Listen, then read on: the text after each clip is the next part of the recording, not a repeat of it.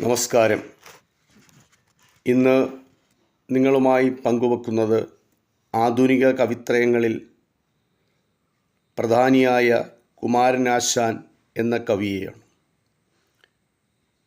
ഒരു പൂവിനെയും ഒരുപാട് മനുഷ്യരെയും ഒരുപോലെ സ്നേഹിക്കാൻ മനസ്സുണ്ടായിരുന്ന മനുഷ്യസ്നേഹിയായ മഹാകവിയായിരുന്നു കുമാരനാശാൻ.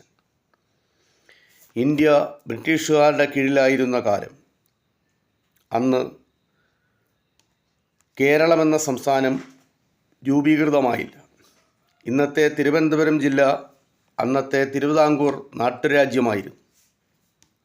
തിരുവിതാംകൂർ രാജ്യവും മറ്റനേകം നാട്ടുരാജ്യങ്ങളും ബ്രിട്ടീഷുകാരുടെ കീഴിലും ജാതിയുടെയും മതത്തിൻ്റെയും പേര് പറഞ്ഞ് മനുഷ്യനെ അകറ്റി നിർത്തിയിരുന്ന അവസ്ഥ അന്ന് നിലനിന്നിരുന്നു.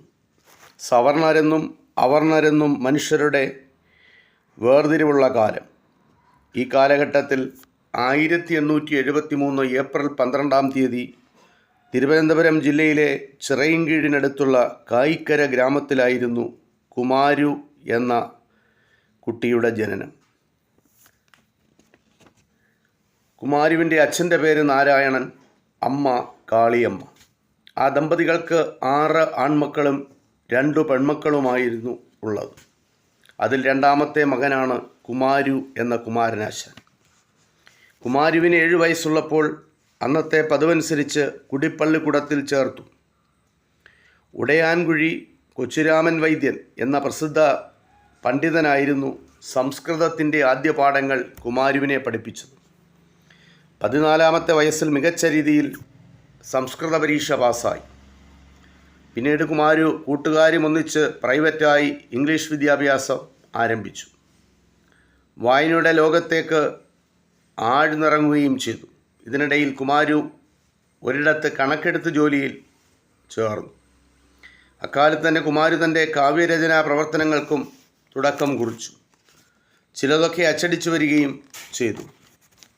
അക്കാലത്ത് കുമാരുവിൻ്റെ ജീവിതത്തിൽ വഴിത്തിരിവുണ്ടായൊരു സംഭവം നടന്നു.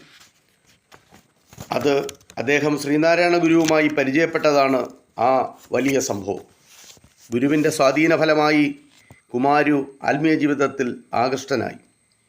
പിന്നീട് വക്കത്തുള്ള സുബ്രഹ്മണ്യ ക്ഷേത്രത്തിൽ ഒരാശ്രിതനായി കഴിയാൻ ആരംഭിച്ചു.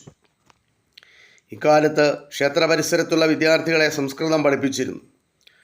ഇതേ തുടർന്നാണ് നാട്ടുകാർ കുമാരുവിനെ കുമാരനാശാൻ എന്ന് വിളിച്ചു തുടങ്ങിയത്. അങ്ങനെ കുമാരു കുമാരനാശാനായി മാറി. പഠനം തുടരാൻ ആഗ്രഹിച്ച കുമാരനാശാൻ